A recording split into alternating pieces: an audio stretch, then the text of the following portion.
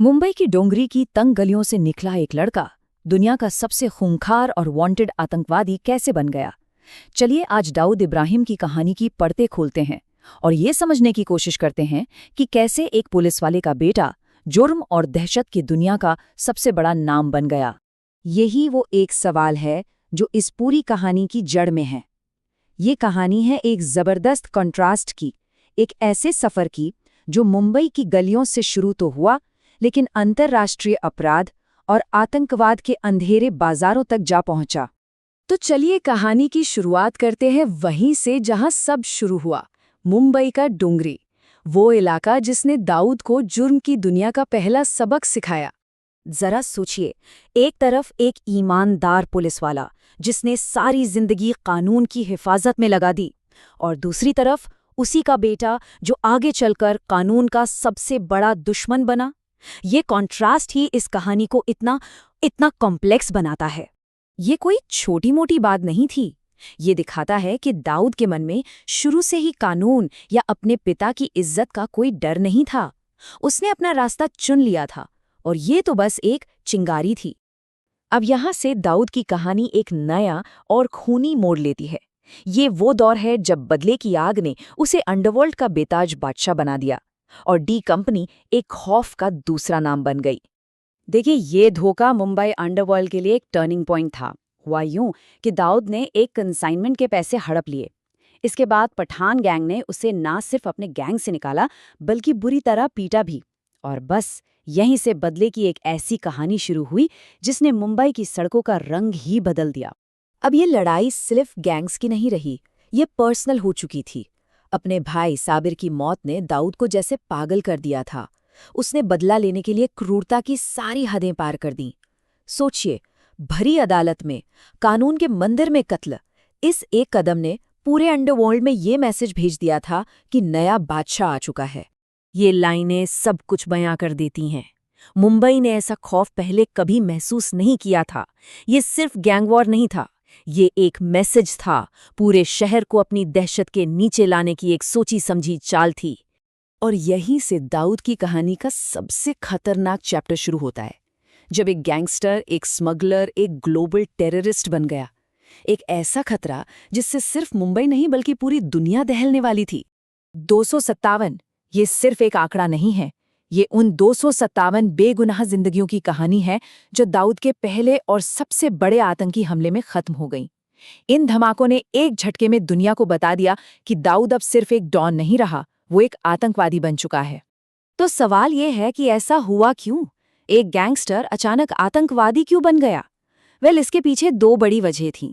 एक, बाबरी मस्जिद के बाद हुए दंगों का बदला लेकर वो खुद को मुसलमानों के मसीहा की तरह दिखाना चाहता था, और दूसरी वजह थी पैसा। इंडिया की इकोनॉमी खुलने से उसके सोने की स्मगलिंग का धंधा ठंडा पड़ रहा था। उसे पैसे के लिए नए रास्ते चाहिए थे, और यहीं पर एंट्री होती है पाकिस्तान की खुफिया एजेंसी ISI की, जिसने जुर्म और आतंक के इस खेल को एक नया और बहुत ही खतरनाक मोड़ दे दिया। अब अगर दाऊद के इस पूरे साम्राज्य को समझना है तो हमें डी कंपनी के 3 अलग-अलग चेहरों को देखना होगा, और यही 3 चेहरे उसकी असली ताकत हैं। ये 3 चेहरे क्या हैं? पहला, एक ट्रांसनेशनल क्रिमिनल सिंडिकेट, दूसरा एक टेररिस्ट ऑर्गेनाइजेशन, और तीसरा एक बहुत बड़ी इकोनॉमिक पावर। इन तीनों को समझे बिना डी कंपनी के असली खतरे को समझना नामुमकिन है। तो चलिए एक एक करके इन्हें समझते हैं।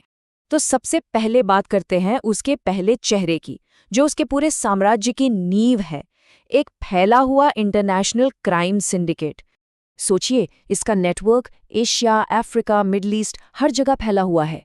हथियार, ड्रग्स, जाली नोट, वसूली, सुपारी किलिंग, यहाँ तक कि बॉलीवुड की फाइनेंसिंग। मतलब कोई ऐसा अवैध धंधा नहीं है जिसमें डी कंपनी का हाथ न हो। ये एक ऐसी क्रिमिनल मशीन है जिसके लिए देशों की सरहदें कोई मायने नहीं रखती। अब आते हैं इसके दूसरे और ज्यादा खतरनाक चेहरे पर, वो चेहरा जो उसे एक ग्लोबल टेररिस्ट के तौर पर स्थापित करता है।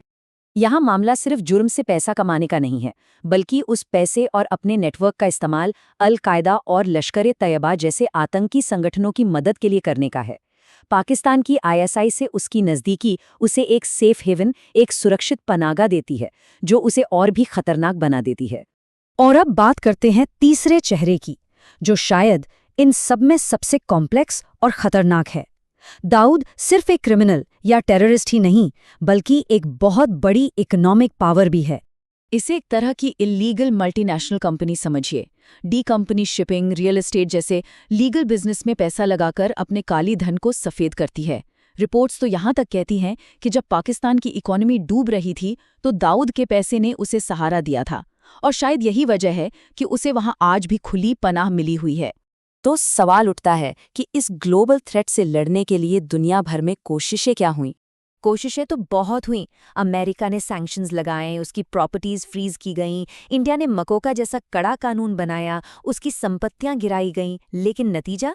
इतनी कोशिशों के बावजूद दाऊद इब्राहिम आज भी पकड़ से बाहर है, और ये दिखाता है कि उसका नेटवर्क कितना गहरा है और उसकी जड़ें कितनी मजबूत हैं।